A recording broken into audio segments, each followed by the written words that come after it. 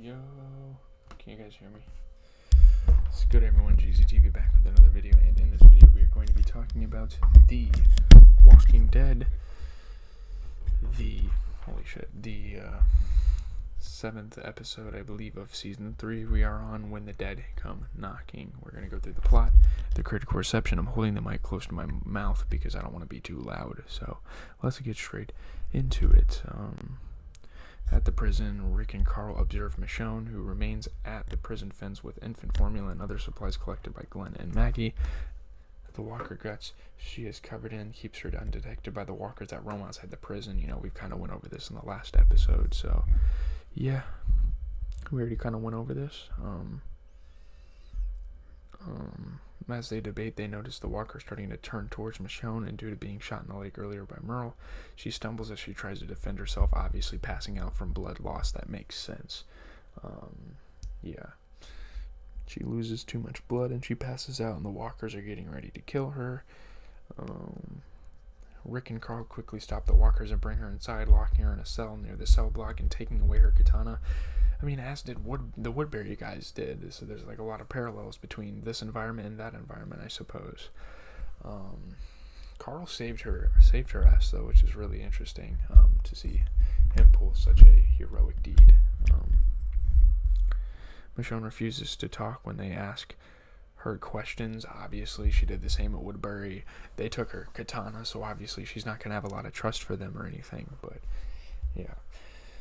When they see the supplies that she had brought, they know she is aware there was a newborn at the prison, and both Rick and Daryl threaten her. She knows a little too much, I guess, is what they're seeing out of this. And I would say they're separate storylines, but the storylines definitely mesh up in the end really well. Excuse me. So that's nice. There's not really a lot of split stuff. We're kind of wrapping each of the storylines up, finding a resolution, and bringing both groups together, the Woodbury and the prison group. So, yeah, let's see. She explained she had overheard Maggie and Glenn before they were taken to Woodbury by the man who shot her, though she does not reveal either Merle or Andrea's names while describing the town. Now, if you said Merle's name, they would have known right away. I kind of wish she did, but they know where the town is, so they're going to find out that Merle, Andrea, Glenn, Maggie are there, so yeah. So she explains herself. They're like, okay, we can go to this town, we can find these people, and you can get your redemption, type of thing.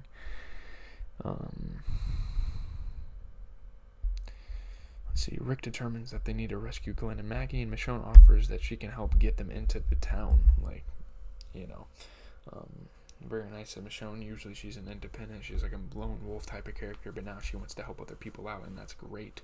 She kind of did the same to Andrea. I think it's like a task for her. She likes violence, she likes going on missions and shit. I feel like that's her character, and although it's kind of insane, it's how Michonne is. You've seen her work that katana against the walkers. You know that she did not come here to fuck around. So,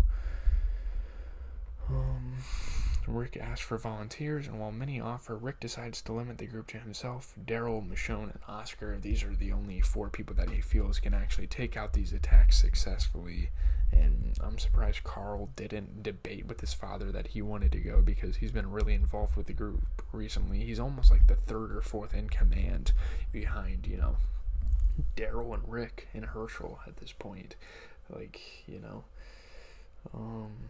Herschel's not even as in charge as Carl is, As they arm themselves from the prison supply and prepare to leave, Rick thanks Daryl for taking charge of the group while he struggled with the loss of his wife Lori, and agrees with Carl's name for the newborn Judith, borrowed from one of his teachers. Carl likes naming people after others. He brought up a lot of suggestions a couple episodes for the daughter, an episode ago, I think, for the daughter, naming her after like group members that have fallen as kind of a memoriam.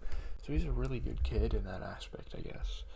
Kind of shows his character, kind of shows how close some people are to him, and how attached he can get, In Woodbury, Merle reminds Glenn how he left him to die in Atlanta. He wasn't the one that left, although he left with the group. It was a group decision, so I don't know why Merle holds this over every one of the former group members' heads, like Andrea when she first got into Woodbury.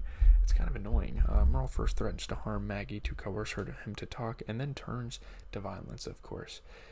Glenn shows a lot of toughness in this episode. Glenn stays quiet, though he states that a large battle-hardened group will come to rescue him. And I think Merle knows a little bit about this group, but with Rick, they've changed their attitudes so much. So, when pressed for names, Glenn iterates several, including Andrea's name, unaware that Andrea is safe within Woodbury. So he's lying. So, Merle's not going to trust him after making a lie right like that. Let's see. Merle realizes Glenn is lying and locks a walker in the room with Glenn while he is still tied to a chair, kind of simulating what they did to him in Atlanta, which I guess, but they should have done that to Rick, not Glenn. I think Glenn is one of the more innocent out of the group.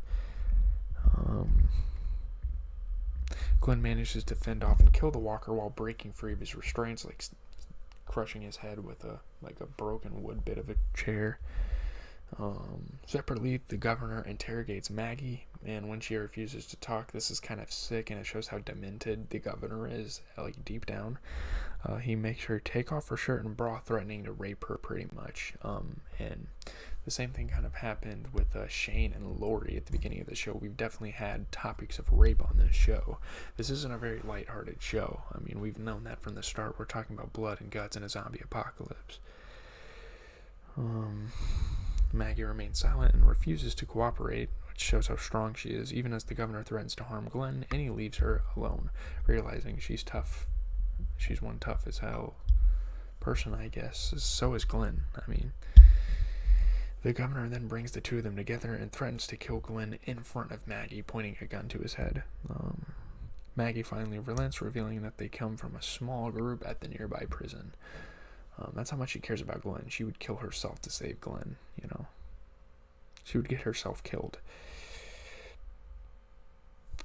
Leaving the two alone, the governor and Merle are surprised that a group so small could take a prison that deep in the dangerous red zone. They're definitely undermining the power of this group led by Rick, who, although is a very faulty character sometimes, he's definitely very strong, so...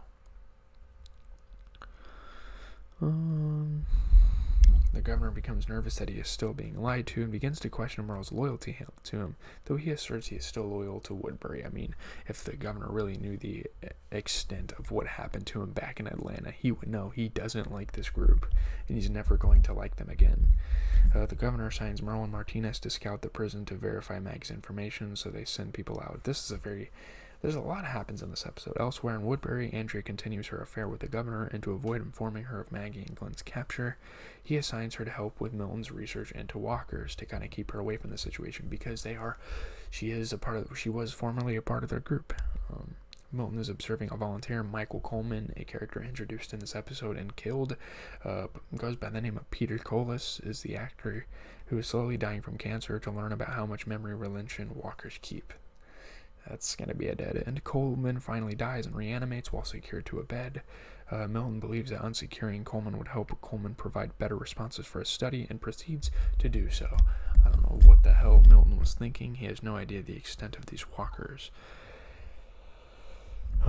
Andrea quickly kills the reanimated Coleman before it can harm him. It got really close. Milton almost died there. Milton realizes his theories are wrong, and Andrea escorts him from the room. So Andrea knows best. She's dealt with these walkers firsthand. Sorry if my bed's not made. I don't know if that matters that much to you guys.